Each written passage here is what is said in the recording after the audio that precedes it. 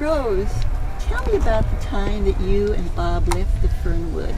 Well, one of the reasons we left Fernwood was, one, the location was not the greatest for raising children, and two, the landlord died and his heirs wanted to sell. And we were not interested in buying that house because it needed a great deal of work. In fact, it's still standing, God knows how, but it's still, I'm sure it needs a lot of work. Yeah, right. So anyway, we had this parcel. We had bought it from my uncle, 5 acres. And we needed a place to put 5 kids. This particular point, this was my dad's cornfield. And it was the flattest and easiest to build on, less digging had to be done. So we concentrated on this particular point. And I designed a house that would be practical.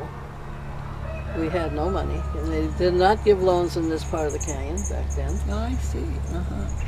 And so he engineered it. We submitted the plans. In the meantime, I found this trailer at this yard over on Overland, and I don't know, can't remember the name of the cross street. It's popular throwaway. And for $400. There had been a fire that previous New Year's Eve, so people here in the canyon were picking up trailers in places so they could put them on their property and start rebuilding. So anyway, rentals were also hard to come by. And when they saw the number of kids, How many did you have? You had 5 at that point? Yeah, we had 5. 5 kids, yeah. And the thing that sold me, the place was in shambles. It had a brand new stainless steel sink set up and counter set up. Had been replaced in it. And it had a little apartment-sized stove that worked. And figured everything else we could, remove and restore, which we did. And it turned out that the couch, even though, oh Sean, what are you doing now? Which the upholstery was not in the greatest shape. It was a fold-out bed, and nobody had ever used it. Oh. The mattress was in pristine condition, so okay, if I can, I've sewn all my life, I can take care of that. So we did, and fixed it up and painted the inside, and Spiegel catalog came around, and they said, with this little letter offering credit. Well, I'd never bought anything on credit in my life, but I thought I'd try it.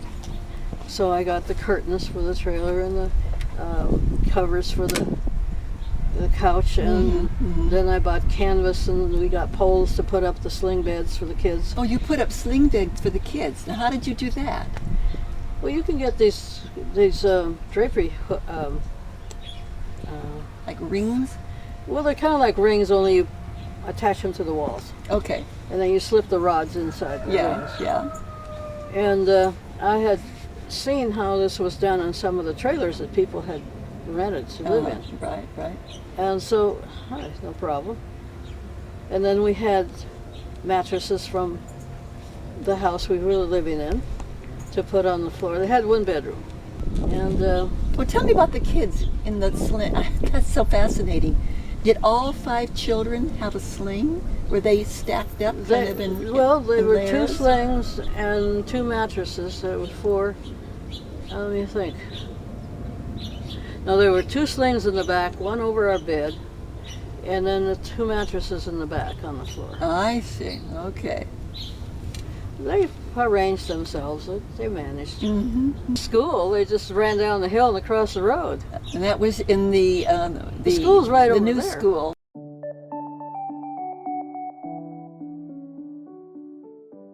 Permits at that time were $35. That sounds pretty reasonable. You didn't have to have an environmental impact, or you didn't have to have a regional planning. Oh, good. You just went down to Malibu and got your permit. if you're building like, I don't know if it's still true, 600 square feet, which is what this house is. Well, your house is 600 square Yeah. feet, I see. You don't have to get an architect's plans. Or you didn't then. Now, Oh, you might have to do that now. You have to have an engineering something or other. Oh, that's interesting, yeah. Uh-huh. So Bob did the plans and I presented them, and the trailer permit and the permit for the temporary power pole, and then of course the house. And you can't put on a trailer anywhere unless you have a reason for it being there. And we just started, you know, a little bit at a time. The kids thought it was great fun. For some reason, as little as we had, they were always bringing kids home who were very reluctant to leave. Well, you had this big property for them to run. Oh yeah. Well, so when they ran all free these and neighbors played. were not there. Uh-huh. That house over there wasn't there. This house over here wasn't there. So they ran, you know, from here all the way over to see that empty meadow over there. That's state land now. So that is kind of like what I remember, the old Topanga way that kids were brought up, the pleasures that they had. You didn't have playing to make outside. play dates. No. It was, did they have bicycles or what did they? Eventually they did. Yeah. Uh-huh, yeah. had And they bike- ran free and played. Oh yeah, and then horses, dune buggies, motorcycles. Did the kids get horses somewhere along the line? Yeah, didn't you run into 3 on the way in? I did. Let's think back to the 50s. How many horses did you have for the kids We back didn't then? have any in the 50s, but they started coming in the 60s. I see. Yeah. Oh yeah. Yeah. So when the house finally built and you could get rid of the trailer 63. in That's when we 1963? managed to get Harold Ide to put it up for us. I see. And how long did it take to get that house constructed? He did the rough work in a month. No kidding. Harold was organized. So it was all local people building this house, and it seems that this was going on all over the canyon. You either did it yourself or you got whoever, you know, people were in the canyon that did work. Yes, and people were putting up their houses, living, in a way, it was fairly common to live in a trailer while you put up your house bit by bit, what you could afford. This was just after, we were still pretty much after the war. There was no option. Yeah, you did it bit by bit, Yeah. on the cheap, innovating And- as you did.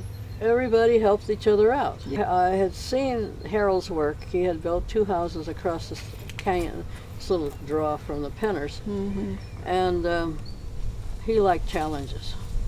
If there was a rock sticking out of a hill and he could put a dwelling on it, he did. The month of November of '63, he put this up.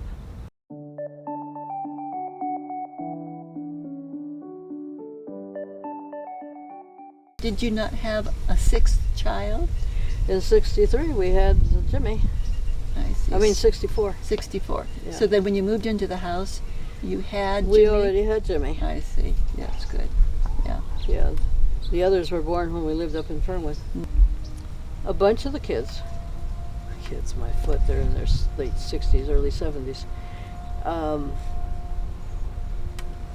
couple of the girls, the women, who now live on the East Coast, got together and they got a little bit of a reunion, as many as they could find. What they call the 6th grade reunion. They were honoring a teacher that they were fond of, Vic Oh. Braden. That's nice. And it was held at the school, school auditorium, and I was invited by the youngest of the Walker boys. And The Walkers, yes, that's right. in Santa Monica, at the Safeway, like you probably did. No, actually I did it. But by the time Doug and I were here, we were going down to the valley. Yeah, But you would there drive. was a Safeway down there as Yeah, well. uh-huh. On Sherman Way, now it's big lots. Sherman Way and Topanga. I remember that store. How about the local grocery stores? Would you go there now? I didn't go there anymore. I go now. The grocery store we burnt down once. Then it burned down again. And 43, we had a fire go through here, and then 50 years later in '03. Wow. That was the fire that where a lot of houses were lost and people were living in trailers. That was the New Year's Eve, 58, 59. Okay, let's talk about that one. Right. Well, it started at Canoga yeah. Avenue, blew over the top, Mm-hmm. where is now a trailer park. There was a big white fire break, it just was laid over that, and started down Canyon. And a friend of mine decided to go for a ride. She had 5 kids, I had 5 kids, so we put them in the back of her station wagon and away we went. Yeah. Her husband was working on he was a union plumber and worked on a track over in Thousand Oaks, so we went over to see what Steve was doing. And then we moseyed back. Well, we saw the fire. I mean, we followed the engine out. And we thought, it's not going to go very far. Huh. We came back through Old Topanga and it was already burning up Henry Ridge, and it had burnt the Harlan house, and the wind picked up the shingles and flames and threw them over in Fernwood. And you were driving up Old Canyon when the fire was raging around you? Well, it was raging, I don't know where. We just kept driving. Yes, you kept going. And she lived across the street from the fire station, and so I got out of the car and somebody said, well, Captain so-and-so wants to talk to you about getting your dad out, because my dad was crippled with arthritis. And where was he living, your father? He was living in the old house here with his I brother. see. Okay, here on the property. Yeah. Uh-huh. Well, my uncle wasn't going anywhere, and he had a shotgun under his arm in case anybody wanted to challenge him. And my dad didn't mind going down there, and he went down the fire station, and Captain Connors and Captain Etz, and they got to talking to him about history. What your father was talking to the fire guys So about yeah, history. he kept him. And they wanted your dad because they wanted to make sure he would be safe out of right. the, In the out of meantime, Louise Larson was down there, and Oh, the fire yeah. went around her place.